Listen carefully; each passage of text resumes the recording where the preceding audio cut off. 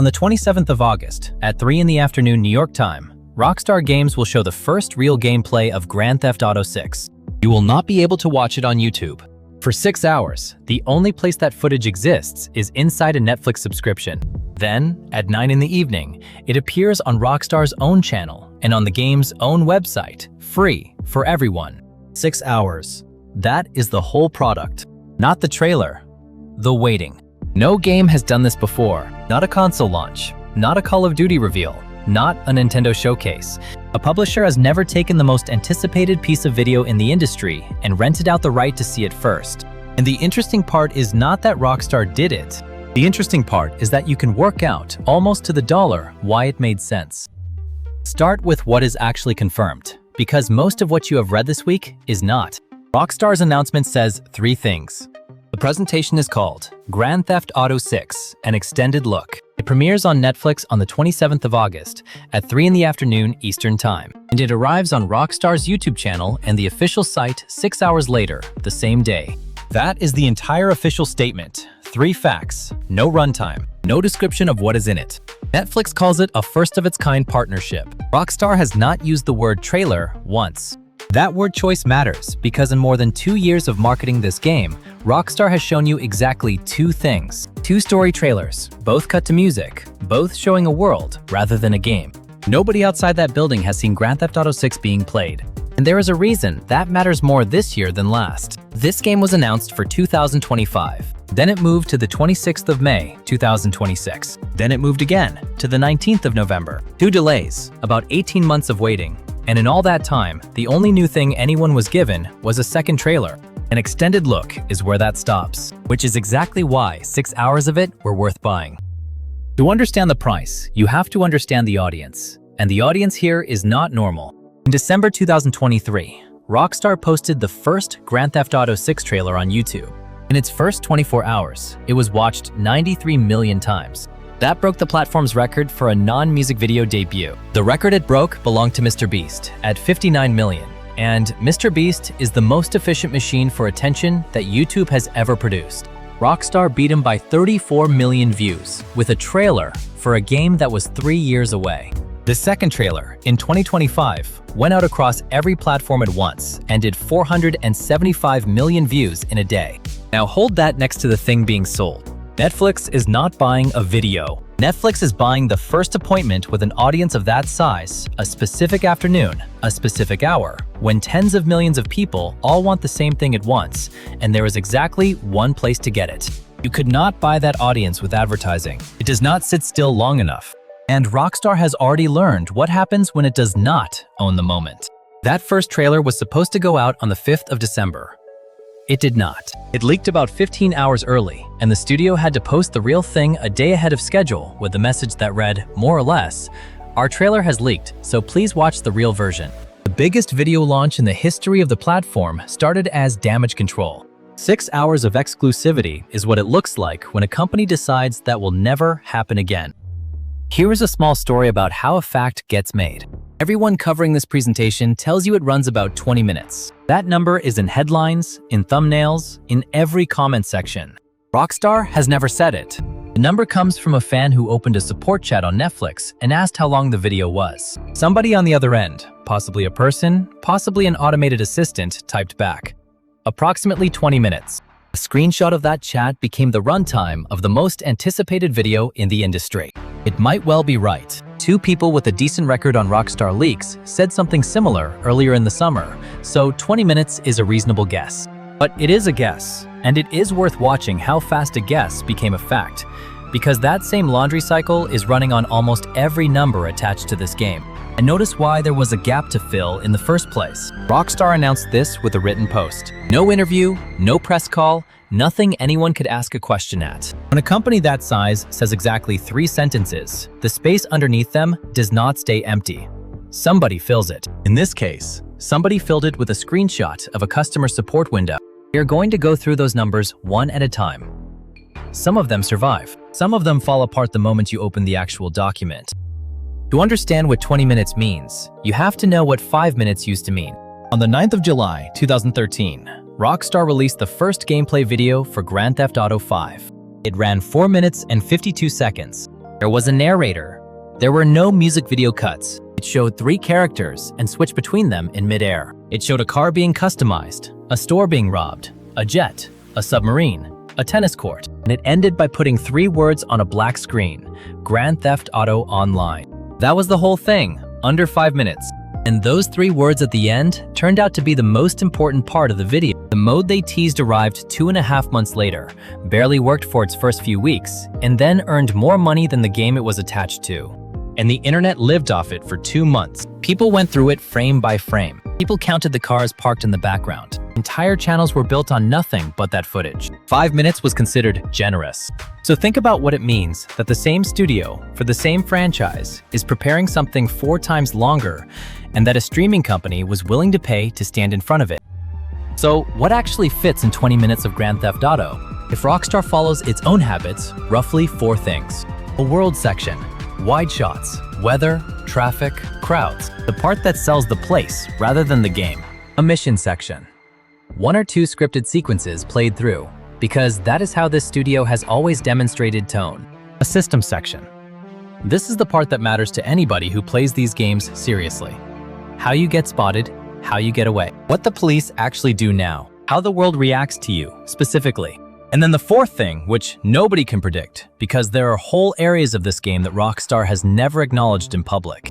Nobody has seen a 4-star chase, or 5, or 6. Nobody has seen the inside of a shop, a garage, or an apartment in gameplay rather than a cutscene. Nobody has seen a menu, and nobody, in 2.5 years of marketing, has heard the word online said out loud.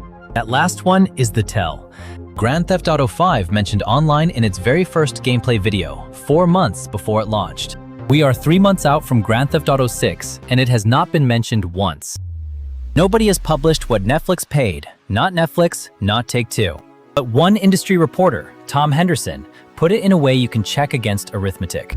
His estimate is that the deal has already earned Take-Two the equivalent of 1 million copies of the game before release. Grand Theft Auto 6 cost $80. 1 million copies is $80 million. His words were that it took a significant amount to make Take-Two take that deal, and some outlets have rounded his estimate up towards 100 million. Treat all of it as an estimate, because that is what it is. Now look at the other side of the table, because Netflix is not guessing here. Netflix has data. In December 2023, Netflix put 3 Grand Theft Auto games on its mobile service. Its monthly game downloads went from about 10 million in November to about 28 million in December. San Andreas alone was pulled down 11.5 million times. Netflix has already measured, on its own users, exactly what these 3 letters do to a download graph. So when a chance came to own the 6 hours before the biggest reveal in gaming, they were not buying a video on faith. They were rebuying a result. 3 weeks before this announcement, Take-Two published its results for the quarter. And this is where the story everyone repeated stops matching the document. What was reported almost everywhere was $1,390 million, described as revenue, described as beating expectations. Here is what the release actually says. Net revenue was $1,533 million, up 2%. Net bookings were $1,385 million, down 3%. Those 2 words matter, so here is the difference in one line. Revenue is what the accountants are allowed to recognize this quarter. Net bookings is what people actually bought. Bookings is the number that tells you about demand, and demand went down. The quarter closed with a net loss of $34 million. The year before, the loss was 12, so the loss almost tripled. And the full year outlook? 8 billion to 8.2 billion. Was reported as confidence. Analysts have been modeling 8.6. Reaffirming a number below what the market expected is not a victory lap. It is holding the line. None of this means the game is in trouble. It is not. It means the quarter everybody described as a triumph was, on paper, a small decline and a bigger loss, carried entirely by what happens in November. Now the pre-orders, because the biggest number in the story is the one that is not real. You have seen the headline that Grand Theft Auto 6 made $1 billion in pre-orders. The analytics firm behind the underlying research went out of its way to say that this did not happen. What they estimated was $180 million of digital pre-orders in the first week across the United States and the 5 largest markets in Europe. Add the rest of the world, and their ceiling is around 260 million. That is an enormous number. They call it the strongest pre-order campaign they have ever recorded. and they project 37 to 51 million copies in the first week of release alone. It is simply not a billion. And Take-Two, the only party that knows the real figure, gave no number at all. Their chief executive called the pre-orders unprecedented and astonishing, and then said this, on the same call, out loud. "We have not sold one unit yet. You can cancel a pre-order. We do not believe in claiming victory before it occurs." The most hyped executive in the industry, quietly explaining that a pre-order is not a sale. Grand Theft Auto 6 costs $80. That is $10 to $20 more than almost everything else on the market, and Take-Two has been defending that price for months. The argument is simple enough. You get more, so you pay more, and the premium applies to this game specifically, not to everything the company will ever publish again. Whether you accept that is your business. What is worth noticing is what sits a few paragraphs down in the same financial release. $43.4 million written off. A charge taken because the company decided not to continue development on an unannounced title from an outside studio. We do not know what that game was. We will probably never know. It never got a name, or a trailer, or a single screenshot. $43 million. And it exists in public only as one line in the same document that announced an unprecedented quarter. That is the real shape of this industry right now. One title carries the year, and everything near it is either feeding it or being canceled to feed it. And this is not new. Rockstar has been doing it for 15 years, quietly. Earlier this month, a former senior designer at Rockstar described what happened to Midnight Club, the studio's racing series. 4 games, a real audience. A 5th one was in development at Rockstar San Diego. The team had already built a prototype map. It was London. It was canceled. And the attitude coming from the New York office, by his account, was not complicated. 4 words. "You are not Grand Theft Auto." After that, he says, it was clear there would be no more Midnight Club, and that everything from then on was going to be Grand Theft Auto, and things that support Grand Theft Auto. Look at what that meant. Midnight Club, Last Game, 2008. Bully, 2006. LA Noire, 2011.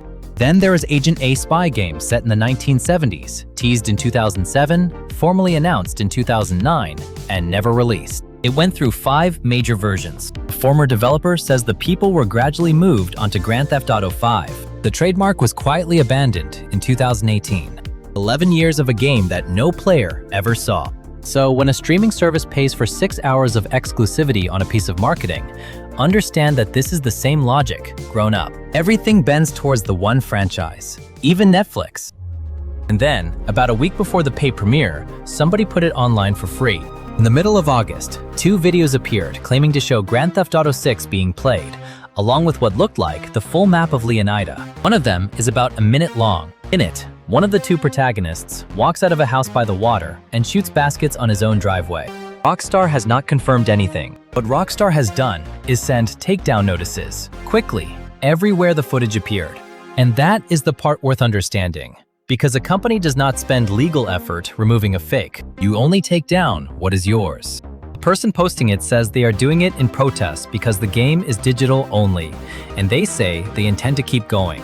So the situation, 1 week out, is this. The official footage is behind a subscription for 6 hours. The unofficial footage is free, and being deleted as fast as it is posted. 9 games of satire about who controls a city, and the most on-brand thing in this entire campaign is a stranger giving it away out of spite. Players noticed all of this immediately, and the reaction split into 2 halves that both make sense. The first half is angry, and the phrasing is worth repeating because it is not really about 6 hours. One line that went around was that this is the strangest marketing decision they had ever seen for a game. Another was that Rockstar has finally become the corporate animal it spent decades making fun of. Remember what these games are. The whole series is a satire of exactly this, of companies that will sell anything to anyone, of advertising as the native language of a city. 9 games of that joke, and then the trailer goes behind a subscription. The second half of the reaction is colder and, honestly, harder to argue with. Rockstar got paid to advertise its own game. Netflix got a day of traffic no marketing budget could buy. The video was free 6 hours later, and the trial subscription is free for a week. Nobody is actually being kept out. That is the point. The paywall was never a wall. It was a clock, and the clock was the product. So here is what is actually worth looking for when this thing goes live. 1. Whether they show a chase above 3 stars. Everything Rockstar has demonstrated so far has been careful, controlled, and low level. 2. Whether anything interior appears in gameplay, a shop, a garage, an apartment, without a cut. 3. Whether the police describe you. In the second trailer, a dispatcher reads out a description of a suspect. If that system is real, this is where they have to prove it. 4.